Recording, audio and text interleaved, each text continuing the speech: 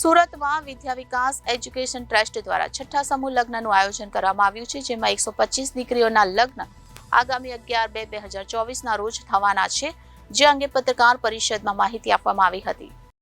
સુરત શહેરમાં અનેક લગ્નોત્સવનું આયોજન કરવામાં આવે છે, ત્યારે સુરતમાં વિદ્યા વિકાસ એજ્યુકેશન ટ્રસ્ટ દ્વારા છઠ્ઠા સર્વજ્ઞાતિ સમૂહ લગ્નનું આયોજન કરવામાં આવ્યું છે.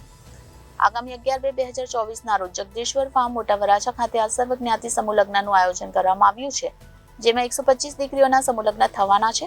દીકરી કોળનો દીપક શીર્ષક હેઠળ આ આયોજન કરવામાં આવ્યું છે. આ લગ્નમાં વિશેષ અયોધ્યામાં નિર્માણ પામેલ રામ મંદિરની થીમ પર લગ્નનું આયોજન કરાયું છે અને દીકરીઓને પણ રામચરિતમાનસ ભેટમાં આપવામાં આવ્યું છે.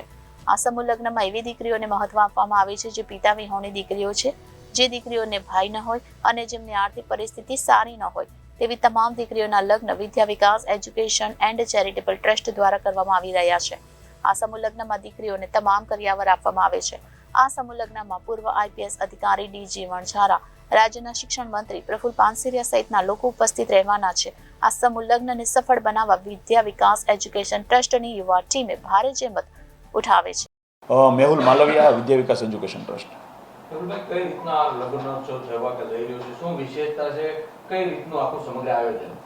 આવતા 125 લગ્નની અંદર મુખ્ય અતિથિ તરીકે તો વણઝારા સાહેબ ઉપસ્થિત રહેવાના છે અને મુખ્ય વિશેષ એ છે કે જે રામ મંદિરનું આપણે પ્રાણ પ્રતિષ્ઠા થઈ છે, અમારી લગ્ન કંકોત્રીની થીમ્સથી લઈ અને જે પણ લગ્નની આખી થીમ્સ છે એ મૂર્તિ પ્રતિષ્ઠા જે થઈ છે એની થીમ્સ ઉપર આખી શ્રી રામ ભગવાનની થીમ્સ ઉપર રાખી છે અને અમે દીકરીઓને પણ રામચરિત્ર માનસ અને ભગવદ્ ગીતા એ અમે કરિયાવરની અંદર આપેલી છે.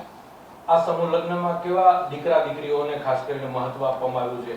આ સમૂહ લગ્નની અંદર માતા ન હોય, પિતા ન હોય અને ભાઈ ન હોય, 3 વ્યક્તિમાંથી એક વ્યક્તિની હાજરી ન હોય એવી દીકરીઓને લેવામાં આવી છે અને લગભગ 20 થી 22 દીકરીઓ એવી છે કે જે દીકરીઓને મમ્મી પપ્પા અને ભાઈ ત્રણે હાજર છે, પણ એમની પરિસ્થિતિ એવી છે, પપ્પા કોઈ બીમારીથી પીલાય છે અથવા ભાઈ હજી નાનો છે, આવી લગભગ 18 થી 20 દીકરીઓ છે.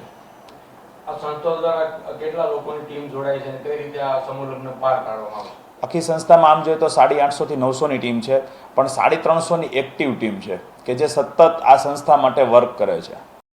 Reporter Arvind Rathod, Janadesh news, Surat.